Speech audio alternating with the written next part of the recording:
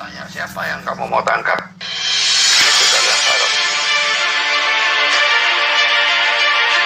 Sekali lagi, video ini mohon di-share, mohon di-like, ya, mohon di-subscribe, dan kalau bisa ada masukan-masukan, ada saran-saran, silakan dituliskan di kolom komentar. Insya Allah semua yang kita lakukan akan bernilai ibadah di sisi Allah. Itu mati syahid juga bagi Yesus, tetapi itu belum waktunya. Jadi dia justru tidak menghindar dari penangkapan itu. Dan juga pada waktu dia pergi ke Taman Getsemani dan sebagainya itu, dia tahu kalau Yudas tahu tempat itu. Seandainya dia mau bersembunyi, dia pergi ke tempat yang Yudas tidak tahu. Tapi dia pergi ke tempat di mana Yudas tahu tempat itu. Dan karena itu Yudas akhirnya menemukan dia, menangkap dia. Dan akhirnya Yesus disalibkan. Tapi dari dosa Yudas ini, lalu Allah mengubah itu, bekerja melalui itu untuk menyebabkan adanya penebusan dosa. Jadi bukannya Yudas Iskariot ini berjasa, seakan-akan tanpa dia tidak akan ada penebusan dosa. Dia tidak menyerahkan Yesus karena mau melaksanakan rencana Allah. Dia tidak menyerahkan Yesus karena tujuan mau menyebabkan terjadi penebusan. Dia menyerahkan Yesus karena dia punya maksud tersendiri.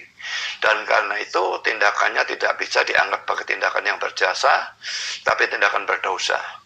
Kalau itu akhirnya menjadi sesuatu yang luar biasa, menjadi jalan keselamatan satu-satunya bagi umat manusia, itu adalah hasil karya dari Allah yang Maha Kuasa dan bukan jasa Yudas Iskariot sama sekali. Sekian Bang Cuma, silakan. Oke, baik. Ada hal yang menarik kemudian ketika kita melihat di sisi Al-Quranul Karim tentang pemberitaan Nabi Isa alaihissalam. Allah kemudian menerangkan di dalam Al-Quran bahwa Fabima naqdihim, jadi Allah mengatakan Fabima naqdihim mitsaqahum wa kufrihim bi ayatillah wa qatilhum, dan seterusnya. Di sini Allah sedang mengatakan bahwa kami menghukum mereka. Mereka di sini adalah Bani Israel karena mereka telah menolak beberapa nabi, bahkan mereka melanggar perjanjian yang Allah berikan kepada mereka. Mereka membunuh nabi-nabi, kata Allah. Sehingga akibat daripada itu Allah mengatakan kami hukum mereka dengan apa yang menjadi pada diri mereka terhadap kekafiran mereka terhadap nabi yang kami utus. Nah, Allah kemudian memberikan hukuman kepada mereka. Apa hukuman itu?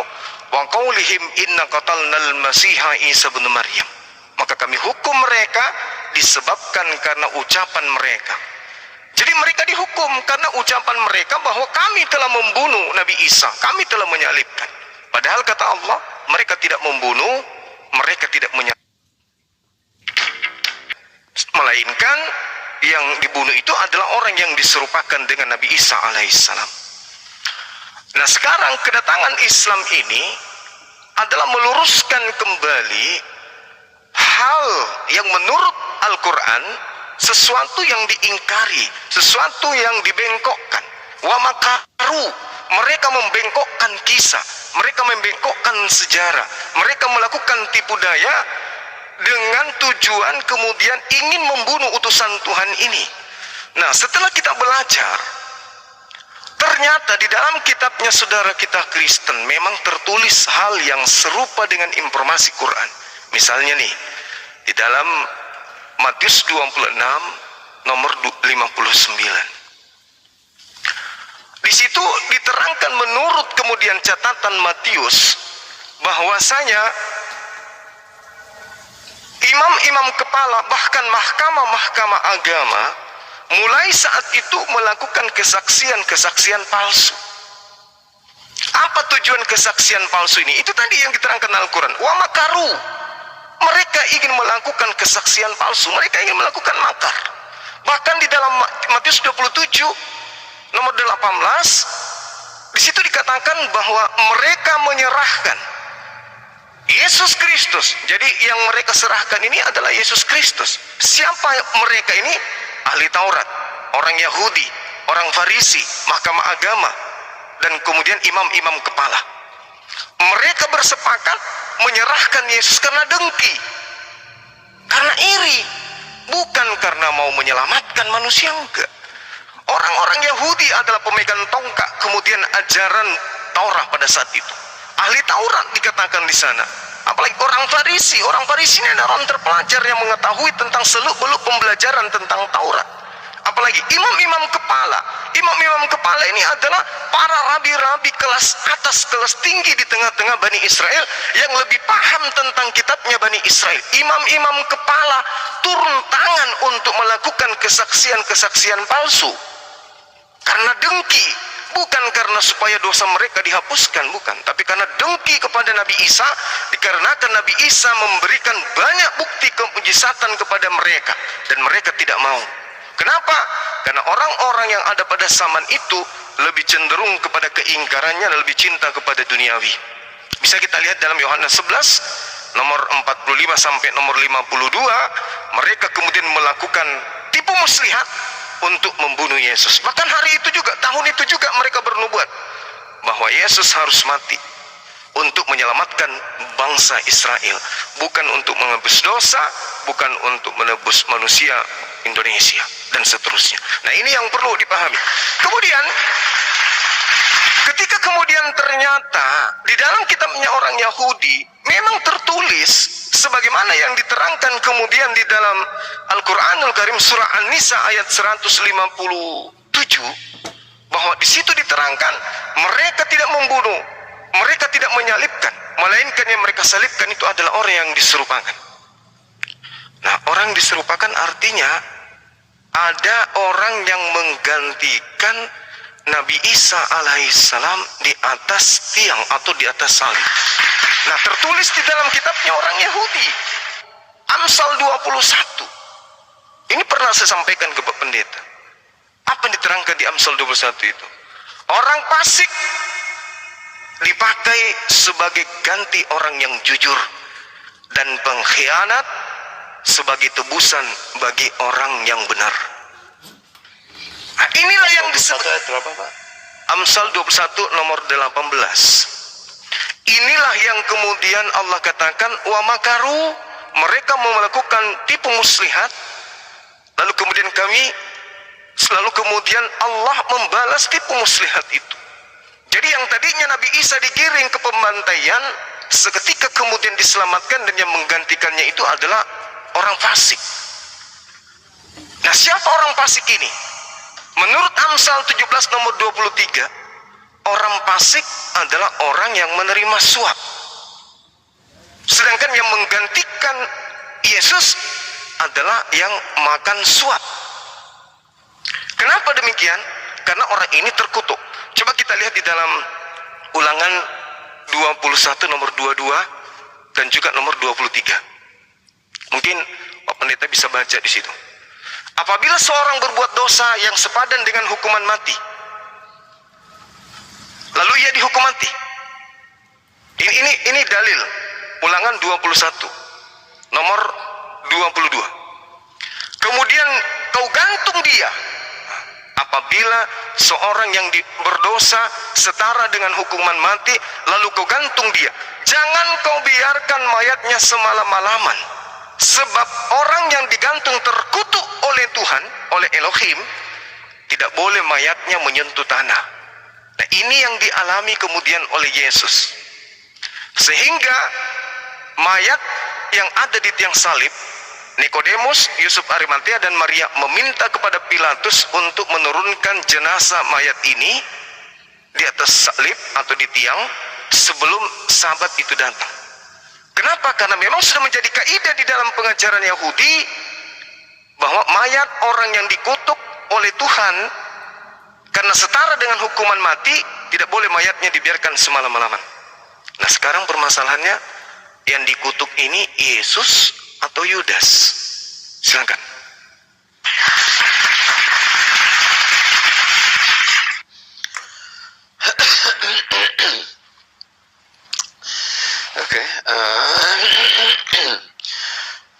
Yahudi memberikan kesaksian palsu dalam Matius 26 ayat 59 katanya Bang Suma. Iya. Memang benar. Dan itu semua sama saja dengan Yudas Iskariot ya. Mereka dipakai oleh Tuhan. Sekalipun perbuatan mereka itu dosa, tapi oleh Tuhan dibalikkan. Sehingga menjadi kebaikan bagi umat manusia.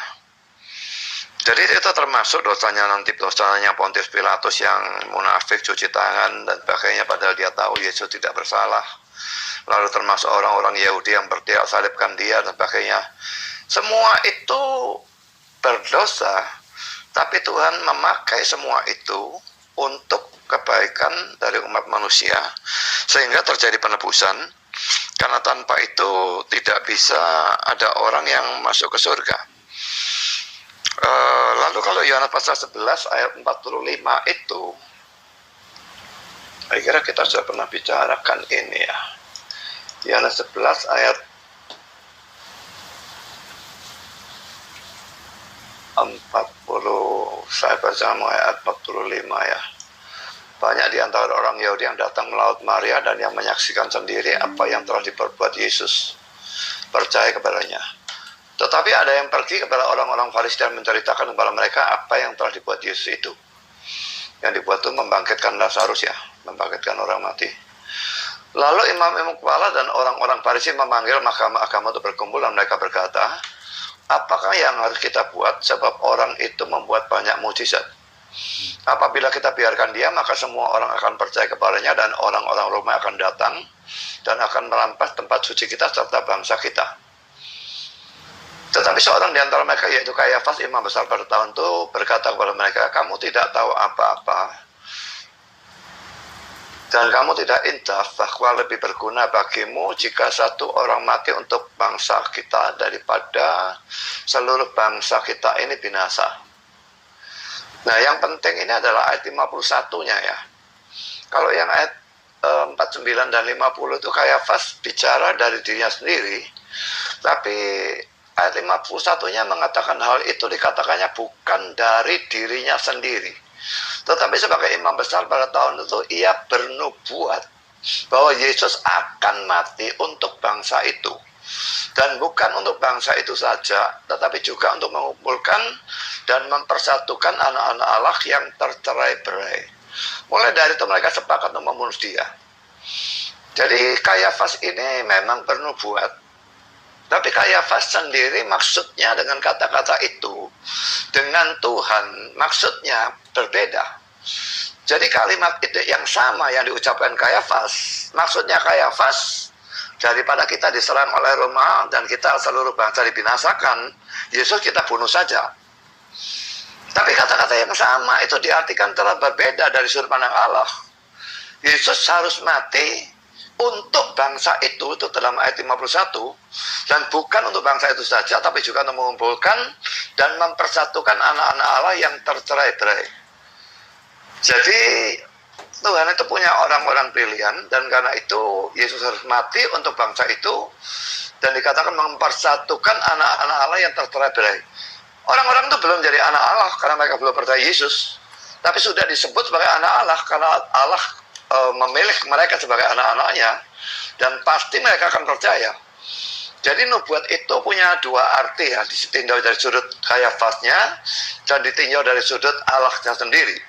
Dan Allah yang menubuatkan bahwa Yesus mati untuk mengumpulkan dan mempersatukan anak-anak Allah yang tercerai-berai. Jadi di sini Yesus mati untuk menebus dosa, tidak dinubuatkan bahwa dia ada orang diserupakan dan sebagainya, tapi Yesus sendiri yang akan mati untuk bangsa itu. Juga kalau dalam Amsal 21 ayat 18 tadi, orang fasik atau menggantikan orang benar atau apapun, saya melihat ayatnya itu rasanya tidak ada hubungannya apapun dengan Yesus ya. Nah, kalau Ulangan 21 ayat 22 dan 23 memang benar bahwa orang yang digantung itu terkutuk. Cuma Ulangan 21 itu dalam perjanjian lama, dan pada saat itu tidak dikenal hukuman salib. Jadi itu menunjuk pada orang yang dihukum mati dengan gantung, atau dia dibunuh lalu tubuhnya digantungkan pada sebuah pohon. Nah, itu simbol dari keterkutukan itu, karena dia digantung tuh kan melayang begitulah ya, ditolak oleh bumi, ditolak oleh langit, atau ditolak oleh surga. Jadi itu simbol dari keterkutukan itu. Dan itu yang dialami oleh Yesus. Kalau misalnya Bang Suma percaya bahwa yang disalibkan itu ada orang yang diserupakan dengan Yesus, nggak tahu siapakah orang itu, atau Yudas Iskariot atau siapapun. Tapi kalau memang dia menggantikan Yesus, lalu kenapa Nikodemus dan sebagainya itu menurunkan mayatnya, lalu menguburkannya? Dan kalaupun mereka tidak bisa membedakan antara Yesus dengan Yudas Iskariot atau siapapun yang diserupakan itu, lalu pada waktu mereka menguburkan, lalu kenapa pada hari yang ketiga dini hari kubur itu kosong? Apakah orang yang diserupakan oleh Allah itu menjadi serupa dengan Yesus itu lalu bangkit dari orang mati? Dan kalau dia bangkit, siapa yang membangkitkan dan kenapa dibangkitkan? Apalagi kalau itu adalah Yudas. Yudas itu orang yang sangat bejat, mengkhianati gurunya sendiri, menjual gurunya sendiri. Lalu kenapa Allah bangkitkan dia?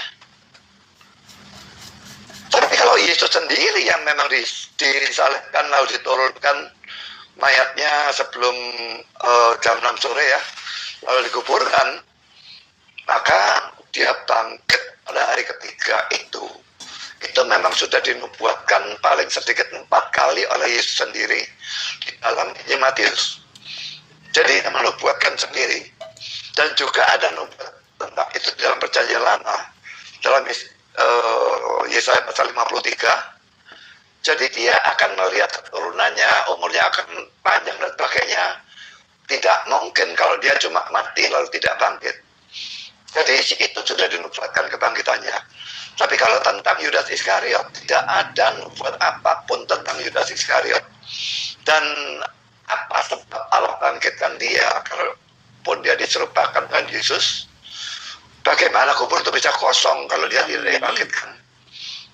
Jadi satu pihak, kalau dia tidak dibangkitkan, kuburnya mestinya ada kosong. Tapi kalau dibangkitkan, kenapa kok dibangkitkan? Apa bagusnya dia kok dibangkitkan gitulah? Dia tidak akan bisa menebus apa-apa. Dan kalau dia dibangkitkan, kuburnya kosong, lalu kemana dia pergi? Apa terus dia serupa dengan Yesus? Karena Yesus sendiri setelah bangkit, dia masih ada di bumi selama 40 hari, baru dia naik ke surga. Nah, seandainya itu memang adalah Yudas, atau dia terus sama dengan Yesus, lalu yang naik ke surga itu siapa? Yudas juga. Kalau Yudas naik surga, lalu dia bukan orang percaya, dia tugasan KTP. Bagaimana bisa naik ke surga? Sekian, silakan. Baik.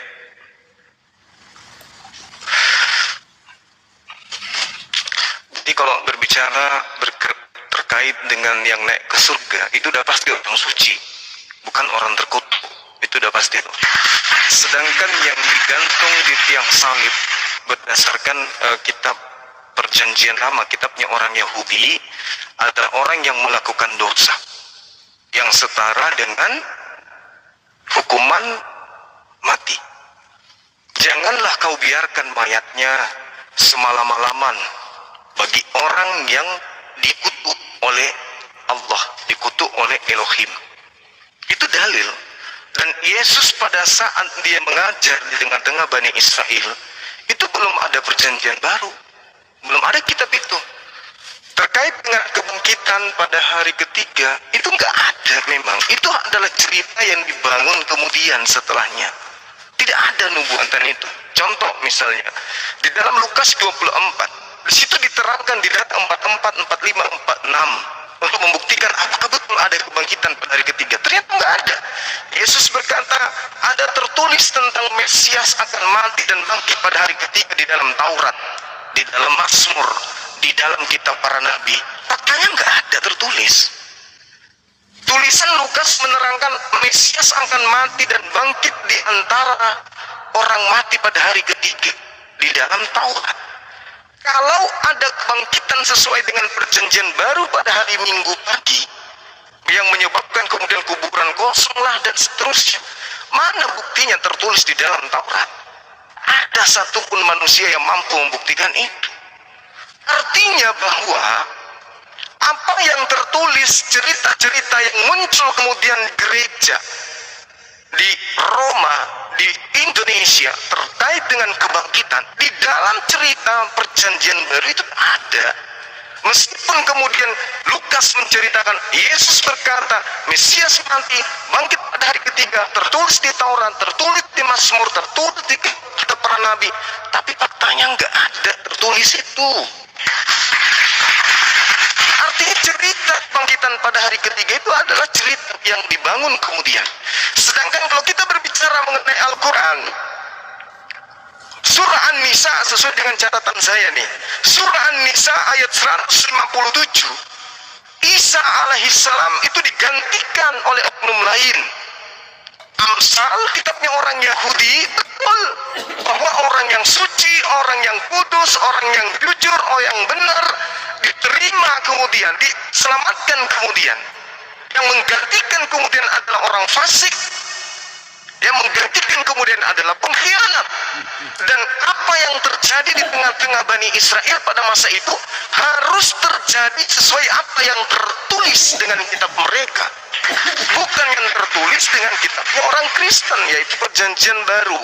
Maka yang berlaku pada masa itu untuk menakar kebenaran penyaliban itu adalah perjanjian lama. Kenapa orang itu dikutuk? Kenapa orang itu disalib? Karena dia terkutuk.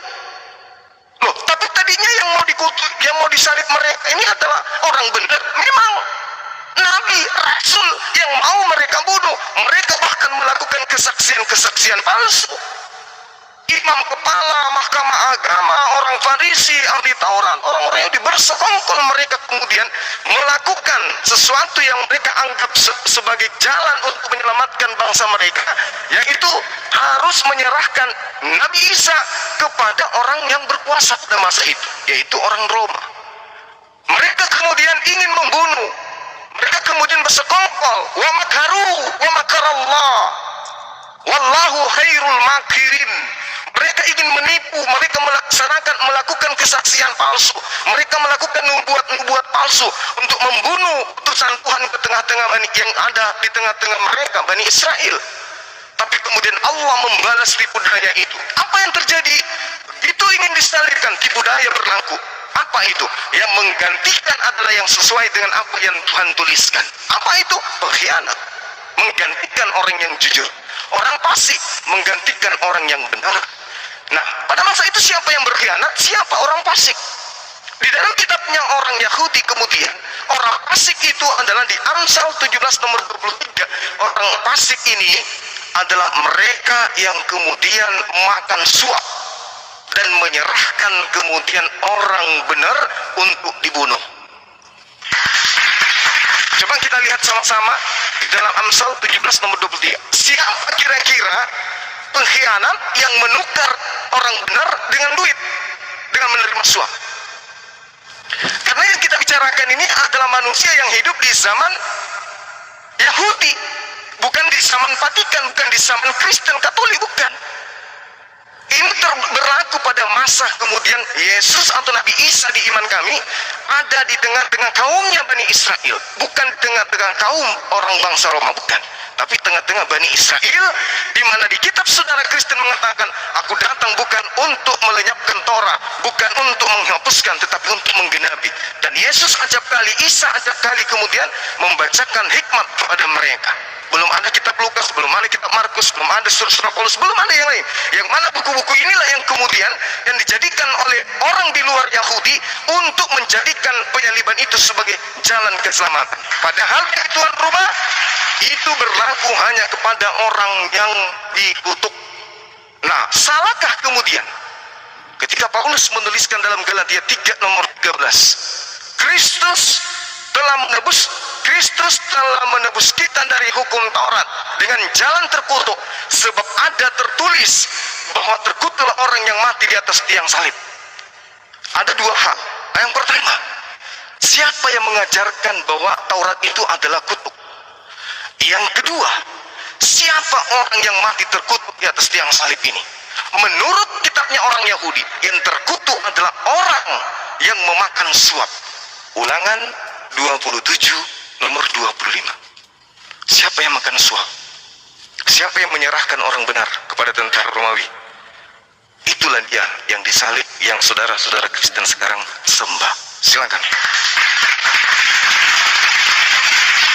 Oke, sebentar Pak Budi, saya potong dulu sebentar. Ini teman-teman kalau yang suaranya putus-putus dicek jaringannya. Karena suara Bang Zuma jelas kok, clear ya. Coba dicek jaringannya. Orang ini teman-teman di bawah juga banyak yang bilang bagus suaranya. Coba dicek dulu jaringan teman-teman yang suaranya putus-putus. Karena memang sekarang internet jelas. Ya, karena sekarang internet lagi banyak jelas Pak Budi. Ya, oke, silakan. Teman-teman cek dulu jaringannya karena sekarang memang kan ini server lagi banyak dipakai. Silakan Pak Budi. Oke, yang naik surga katanya orang suci lah, padahal Yudas jelas bukan orang suci.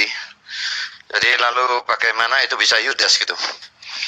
Atau siapapun, dan kalaupun yang tadi diserupakan itu bukan Yudas tapi orang lain, dalam Alkitab tidak ada orang suci selain Yesus. Jadi yang naik ke surga itu pasti adalah Yesus, dan kalau yang naik ke surga itu Yesus, yang bangkit juga adalah Yesus, dan kalau yang bangkit adalah Yesus, yang disalibkan itu pasti juga adalah Yesus. Dalam Ulangan 21 itu memang dikatakan orang yang dikutuk ya, dan itu nanti dihubungkan dengan Galatia 3 ayat 10 sampai dengan ayat yang ke-14. Memang orang yang disalib itu terkutuk. Dan mengapa Yesus terkutuk? Karena dia memikul kutuk. Jadi sebetulnya sih bukan dia yang terkutuk. Kita manusia berdosa ini yang terkutuk. Tapi karena Yesus mau memikul hukuman dari kita, maka dia mau mengalami kematian terkutuk untuk bisa mencabut kutuk yang ada dalam diri kita. Jadi dengan dia sudah mati di atas kayu salib, mengalami kematian terkutuk itu, semua orang yang percaya kepada Yesus, kutuknya itu diambil, dan mereka menjadi orang yang diberkati. Tapi kalau orang tidak percaya kepada Kristus, orang itu tetap terkutuk. Saya akan tunjukkan di dalam Matius pasal 25 ayat 31 sampai dengan 46, mungkin tidak usah dibaca semua yang itu ya, karena ini panjang sekali. Matius 25 mulai ayat 31 sampai 46 itu ada perumpamaan sekaligus suatu nubuat tentang anak manusia atau Yesus datang dalam kemuliaannya, lalu dia mengumpulkan semua bangsa dan dipisahkan seorang demi seorang, yang domba ditaruh sebelah kanannya dan yang kambing di sebelah kirinya. Domba gambaran orang percaya dan kambing-kambing gambaran orang yang tidak percaya. Dan dalam Matius 25 ayat 34 itu dikatakan begini ya, dan raja itu akan berkata kepada mereka yang di sebelah kanannya, pada domba ya, mari hai kamu yang diberkati oleh Bapakku, terimalah kerajaan yang telah disediakan bagimu sejak dunia dijadikan. Jadi orang-orang percaya ini karena mereka percaya kutuknya sudah dicabut, mereka disebut hai kamu yang diberkati. Tapi pada waktu kita melihat terus di dalam ayat yang ke-41, dan ia akan berkata juga kepada mereka di sebelah kirinya, enyahlah dari hadapanku hai kamu orang-orang terkutuk, enyahlah ke dalam api yang kekal yang telah sedia untuk iblis dan malaikat-malaikatnya. Ini orang-orang yang tidak percaya, digambarkan dengan kambing, dan mereka disebut orang-orang yang terkutuk. Karena mereka tidak percaya kepada Kristus, tidak ada gunanya Kristus memikul kutuk itu di atas kayu salib bagi mereka. Mereka tetap adalah orang terkutuk dan disuruh enyah ke dalam api yang kekal. Itu tentu saja neraka. Orang-orang terkutuk masuk ke tempat yang terkutuk selama-lamanya. Jadi siapapun yang tidak percaya kepada Kristus akan mendapatkan suara seperti ini pada akhir zaman. Disuruh enyah selama orang itu hidup. Yesus untuk mengundang, marilah kepadaku dan sebagainya. Mereka bisa menolak. Mereka bisa tidak mau datang kepada Kristus, tidak mau percaya kepada Kristus, bisa. Tapi kalau pada akhir zaman, mereka harus mentaati perintahnya untuk enyahlah dari hadapanku, hai kamu orang-orang terkutuk. Pada waktu diusir enyah ke dalam neraka, mereka tidak bisa menolak perintah itu. Mereka bisa menolak undangannya waktu mereka masih hidup. Yesus mengundang semua orang pada waktu Injil diberitakan. Itu undangan bagi setiap orang untuk datang kepada Kristus. Tapi pada waktu orang itu menolak, dan terus dia menolak sampai mati, dia akan diperintahkan untuk pergi, untuk enyah ke dalam tempat yang terkutuk. Dan itu tidak bisa dia tolak. Dia harus menuruti dan pergi ke neraka untuk selama-lamanya. Lalu kalau dikatakan tidak ada nubuat dalam perjanjian lama tentang kebangkitan Kristus, saya akan tunjukkan sedikitnya ada 2 ayat ya. Sebetulnya mungkin ada ayat lagi, satu lagi, tetapi itu terlalu sukar. Dan ini ada dalam Yesaya 53 ayat yang ke-10 ya. Yesaya 53 itu kalau kita baca mulai dari awal, itu jelas sekali seluruh konteksnya menunjukkan penderitaan Kristus, dan ada bilur-bilur, jelas pencambukan dan sebagainya. Jadi dia menjadi pengganti kita, memikul hukuman dosa, itu sudah dinubuatkan dalam Yesaya pasal 53. Lalu kematiannya itu dinubuatkan di dalam ayat yang ke-8 ya. Sesudah penahanan dan penghukuman ia terambil. Dan tentang nasibnya, siapakah yang memikirkannya? Sungguh ia terputus dari negeri orang-orang hidup. Dan karena pemberontakan umatku, ia kena tulah. Jadi terputus dari negeri orang-orang hidup itu jelas dia dinubuatkan sebagai mati. Lalu ayat 9 menubuatkan kuburannya, dia dikubur ya. Orang menempatkan kuburnya di antara orang-orang fasik. Dan dalam matinya ia ada di antara penjahat-penjahat. Sekalipun ia tidak berbuat kekerasan dan tipu tidak ada dalam mulutnya. Jadi kematiannya dinubuatkan, dia dikuburkan, itu juga dinubuatkan. Lalu ayat yang ke-10, tetapi Tuhan berkehendak meremukkan dia dengan kesakitan apabila ia menyerahkan dirinya sebagai korban penebus salah. Ia akan melihat keturunannya, umatnya akan lanjut. Umurnya akan lanjut. Jadi bagaimana mungkin ia akan melihat keturunan? Hai Bunda Pintar, menyesal karena baru lanjut. Padahal tadi dalam ayat 9 dikatakan dia mati. Dia dikuburkan. Jadi tidak bisa tidak, kalau dikatakan ia akan melihat keturunannya dan umurnya akan lanjut. Yesaya 53:10 itu menubuatkan kebangkitan Yesus. Jadi lengkap sebetulnya ya, penderitaannya, kematiannya, penguburannya, kebangkitannya, semuanya sudah dinubuatkan oleh Yesaya pasal 53 ini. Dan Yesaya itu hidup 700 tahun sebelum kelahiran Kristus. Bagaimana dia bisa tahu semua itu? Kalau Alkitab ini bukan firman Tuhan, kalau kitab Yesaya ini bukan firman Tuhan, dan dia tidak mendapatkan itu dari Tuhan, tidak mungkin dia tahu apa yang akan terjadi 700 tahun yang akan datang berkenaan dengan Kristus. Dan itu bukti bahwa Alkitab adalah firman Tuhan. Dan bukan hanya Yesaya menubuatkan, tapi dalam Kejadian 3, pada waktu Adam pertama-tama jatuh ke dalam dosa, sebetulnya sudah ada nubuatnya ya. Saya akan bacakan Kejadian 3:15 aku akan mengadakan permusuhan antara engkau dan perempuan ini, antara keturunanmu dan keturunannya.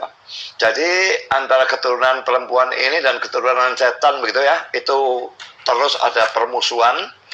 Jadi orang percaya dan orang tidak percaya akan ada permusuhan. Tapi yang lalu sambungannya ini, keturunannya itu ada dalam bentuk tunggal. Akan meremukkan kepalamu dan engkau akan meremukkan tumitnya. Dan ini jelas berbicara tentang Yesus. Kalau dikatakan engkau, jadi setan itu akan meremukkan tumit Yesus, itu terjadi pada waktu Yesus itu disalib. Karena salib itu kelihatannya Yesusnya kalah. Dia mati. Tapi pada waktu dikatakan keturunannya akan meremukkan kepalamu, itu menunjuk pada waktu Yesus bangkit. Kalau dua orang berkelahi A dan B ya, dan A meremukkan tumitnya B, sedangkan B meremukkan kepalanya A, maka jelas yang menang adalah A. Jadi di sini Yesus bertempur dengan setan. Dia meremukkan kepala setan, tapi setan meremukkan tumitnya. Digenapi pada waktu dia mati, dia diremukkan tumitnya. Pada waktu dia bangkit, dia meremukkan kepala setan. Itu jelas menunjukkan bahwa dia mengalahkan setan. Jadi kebangkitannya itu secara mutlak menunjukkan bahwa setan sudah dihancurkan. Memang setan belum dibuang ke dalam neraka, tapi dibuang ke neraka itu sesuatu yang sudah pasti akan menjadi nasib setan pada waktu Yesus datang kembali kedua kalinya. Dia sudah dikalahkan. Dosa yang menjadi senjata dari setan, maut yang menjadi senjata dari setan, sudah dikalahkan dengan Yesus bangkit dari antara orang mati. Jadi setan sudah kayak dilucuti senjatanya. Senjatanya itu maut. Tapi Yesus bangkit mengalahkan maut. Senjatanya sudah dihancurkan. Dan karena itu tidak ada lagi dia punya senjata, dia sudah tidak bisa berbuat apa-apa sebetulnya. Memang dia bisa menggoda manusia masih. Tapi nasibnya sudah ditentukan. Dia akan pergi ke neraka sekali untuk selama-lamanya pada saat Yesus datang kedua kalinya. Dia tidak akan masuk ke neraka sebelum saat itu. Dan ya karena itu kalau saya mendengar orang-orang Kristen yang berikan kesaksian yang bagi saya adalah omong kosong, mereka pergi ke surga, pergi ke neraka dan sebagainya, dan di neraka mereka melihat setan menyiksa orang-orang yang masuk neraka.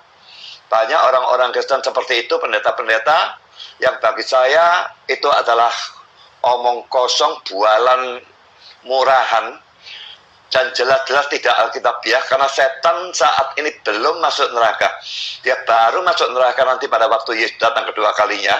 Dan kalau dia masuk neraka, dia bukan menyiksa, tapi dia akan disiksa. Siapa yang mengangkat dia jadi algojonya Tuhan? Dalam ulangan, dalam Lukas 24 ayat 44 sampai dengan 46, saya baru mengkhotbahkan bagian itu, saudara ya. Dan saya khotbahkan, saya butuh waktu 3 session untuk mengkhotbahkan, jadi 3 minggu berturut-turut untuk mengkhotbahkan bagian itu. Jadi kalau saya suruh menjelaskan ini semua, memang tidak memungkinkan, waktunya yang tidak memungkinkan ya. Tetapi saya bacakan ya. Ia berkata kepada mereka, inilah perkataanku yang telah kukatakan kepadamu ketika aku masih bersama-sama dengan kamu, yakni bahwa harus digenapi semua yang ada tertulis tentang aku dalam kitab Taurat Musa dan kitab Nabi-Nabi dan kitab Mazmur. Lalu yang membuka pikiran mereka sehingga mereka mengerti kitab suci. Katanya kepada mereka, ada tertulis demikian, Mesias harus menderita dan bangkit dari antara orang mati pada hari yang ketiga, dan terusnya ya. Ada tertulis, dan Bang Suma mengatakan tidak ada ayatnya. Ada ayatnya. Kalau dikatakan ada tertulis, itu tidak harus ayatnya itu satu ayat ya. Ada banyak contoh sebetulnya kalau mau diberikan, bahwa kalau dikatakan ada tertulis, itu ayatnya bisa lebih dari satu. Dan kalau dikatakan ada tertulis juga tidak selalu nubuatnya itu kata-katanya persis seperti peristiwanya pada waktu terjadi. Jadi tertulis itu jelas ada, Mesias harus menderita dan mati dan bangkit. Itu tadi dalam Yesaya 53 sudah saya tunjukkan ya. Lalu kalau pada hari yang ketiga itu tipe dari Nabi Yunus ya. Jadi dalam Matius pasal yang ke-12 saya kira, ayat yang ke-40 ya. Ayat yang 39 dan 40 ya. Tetapi jawabnya kepada mereka, angkatan yang jahat dan tidak setia ini menuntut suatu tanda. Tapi kepada mereka tidak akan diberikan tanda selain tanda Nabi Yunus. Sebab seperti Yunus tinggal di dalam perut ikan 3 hari 3 malam, demikian juga anak manusia akan tinggal dalam rahim bumi 3 hari 3 malam. Jadi Yunus ini menjadi tipe atau bayangan dari Yesus. Dia ditelan ikan dan dia dibawa menyelam, itu kayaknya dia itu dikubur ya, 3 hari 3 malam. Dan itu digenapi dengan antitipenya atau pengenapannya, anak manusia tinggal dalam rahim bumi atau dalam kuburan 3 hari 3 malam. Memang antara tipe dan antitipenya itu tidak semuanya sama persis, karena Yunusnya kan tidak mati ya, tapi karena kalau Yesusnya betul-betul mati. Yunusnya itu tinggal dalam perut ikan 3 hari 3 malam, itu saja yang disamakan dengan Yesus dikubur 3 hari 3 malam. Dan ingat, kalau 3 hari 3 malam itu dianggap tidak cocok, karena Yesus itu mati pada Jumat jam 3 siang, dan dia sudah bangkit pada Minggu dini hari. Jadi boleh dikatakan cuma 38 jam atau 37 jam gitu kira-kira ya. Tapi itu dalam tradisi Yahudi, itu memang sebagian dari satu hari, itu dianggap satu hari penuh atau satu hari 1 malam. Jadi kalau dia mati pada Jumat jam 3 siang sampai jam 6 sore, biarpun itu hanya 3 jam, tapi itu dianggap satu hari 1 malam. Itu cara mereka bicara. Itu Pak Budi, mungkin jangan terlalu panjang, kita bergantian ya, seperti itu. Nanti dilanjut lagi. Tinggal sedikit ya. Jadi ngomong apa saya tadi sampai lupa. Sebagian dari satu hari itu dianggap satu hari ya.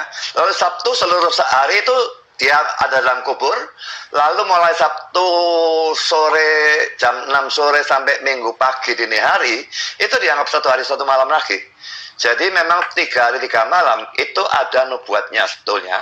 Tapi memang bukan dalam satu ayat. Dan ini tipe ini dari Yunus ini sebetulnya merupakan nubuat juga. Itu jawaban saya tentang Lukas 24 ayat 44 sampai 46. Oke, silakan. Oke, baik. Oke, silakan Pak. Jadi ada beberapa hal yang mesti kita pahamkan sebagai pendalaman materi terkait materi ini. Yang pertama dari catatan saya terkait dengan pengakuan Pak Pendeta, Yesus disalibkan itu terkutuk dikarenakan kita inilah yang berdosa yang terkutuk, lalu kemudian digantikan oleh Yesus. Ini adalah konsep yang muncul belakangan. Munculnya dari mimbar gereja, bapak-bapak gereja awal mula, dan ini tidak diajarkan oleh orang Yahudi. Ada tuduhan kemudian Yesus terkutuk, dengan Kristus terkutuk di atas tiang salib kemudian oleh karena hukum Taurat ya di dalam Galatia itu. Lalu kemudian Pak Pendeta mengatakan bahwa sebenarnya Yesus itu tidak terkutuk. Yang terkutuk itu adalah kita. Apa sebabnya kita terkutuk? Mana dalilnya? Di mana dalilnya? Di dalam kitabnya Bani Israel kita ini terkutuk. Gak ada dalilnya. Itu hanya doktrin gereja. Justru yang terkutuk itu adalah satu. Ulangan 27 nomor 25. Yang terkutuk itu adalah orang yang makan suap. Saya, teman-teman lain tak ada makan suap. Yang makan suap itu adalah Yudas. Amsal 17:23. Orang fasik makan suap. Amsal 21 nomor 18 juga bercerita tentang orang fasik sebagai ganti orang yang jujur, sebagai ganti orang yang benar. Yesus itu orang jujur, Yesus itu orang yang benar. Jadi kita tidak hidup, jadi pada masa Yesus kita tidak bercerita tentang perjanjian baru. Kita bercerita tentang perjanjian lama, di mana Yesus hidup di perjanjian lama. Masih berlaku pada masa itu perjanjian lama itu. Yesus malah menegaskan, lebih mudah langit dan bumi lenyap daripada setitik dari hukum Taurat. Artinya bahwasanya sebagai Bani Israel, Yesus hidup di dalam hukum Tuhan yang datang kepada Bani Israel.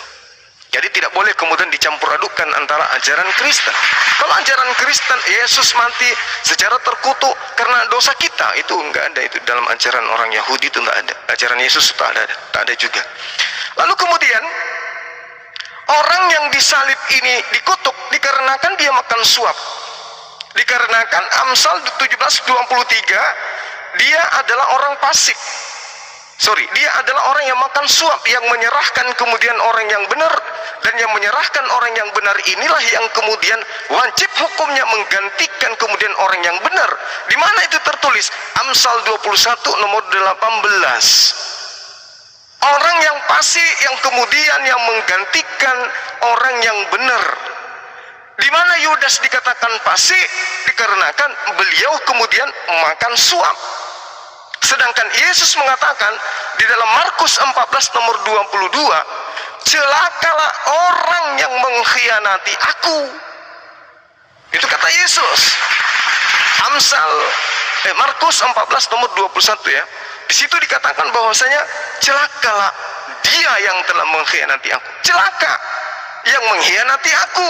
Sedangkan di dalam kitabnya orang Yahudi, Amsal 21 nomor 18, orang berkhianat sebagai tebusan bagi orang yang benar.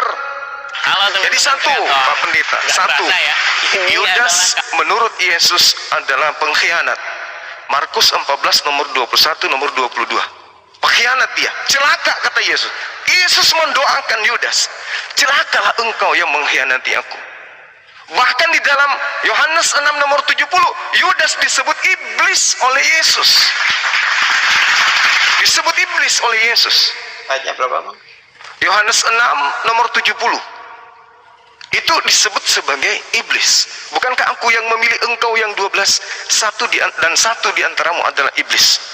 Nah, Ulangan 27 nomor 25, terkutuklah orang yang makan suap. Jelas sekali yang makan suap di sini adalah Yudas, bukan Yesus. Ulangan 27, Ulangan 21, nomor 22, nomor 23, yang disalibkan, yang digantung terkutuk adalah orang yang makan suap, orang yang dikutuk oleh Tuhan. Yesus tidak makan suap, Yesus bukan pengkhianat, Yesus bukan orang fasik. Apa alasannya kemudian mau dibunuh? Orang Kristen muncul, alasannya karena dosa kami. Enak kali. Dalilnya mana?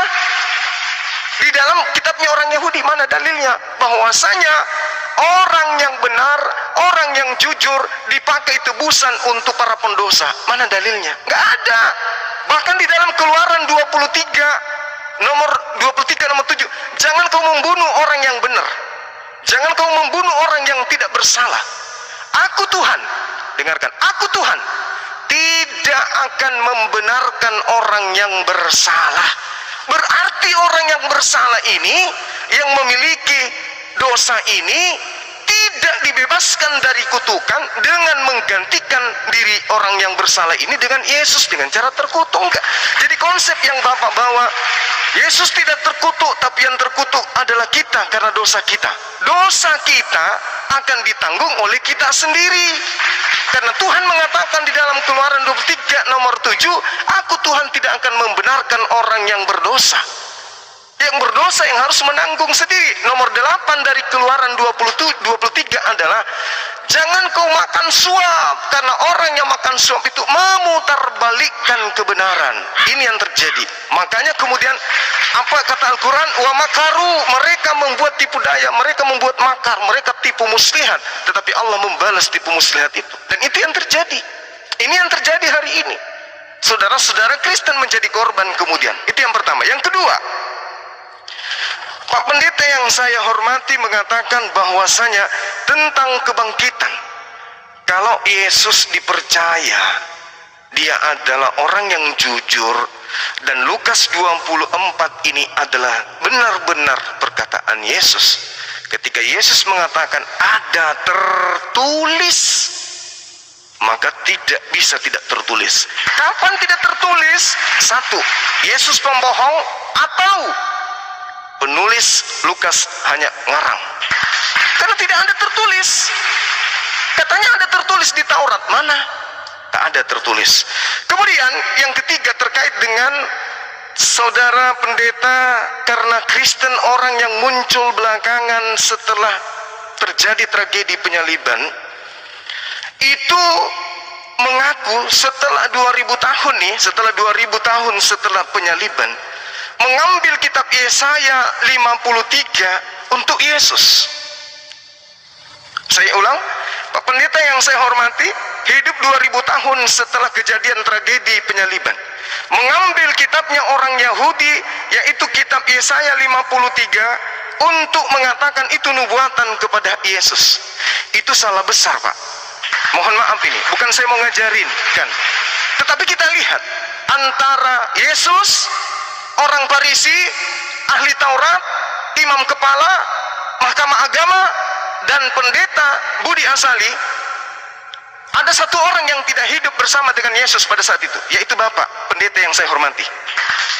Jadi yang tahu tentang Yesus, yang tahu tentang Yesaya 53 adalah yang mempunyai kitab. Siapa itu? Yang melakukan kesaksian-kesaksian bohongan, yang melakukan kesaksian-kesaksian palsu untuk kemudian membunuh Yesus.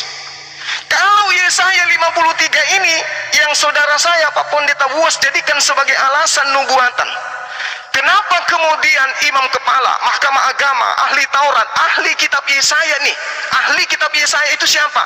Orang-orang Farisi adalah ahlinya kitab Yesaya. Mereka orang terpelajar. Kenapa membuat nubuatan pada tahun itu juga? Kenapa tidak menjadikan kemudian Yesaya 53 sebagai nubuat?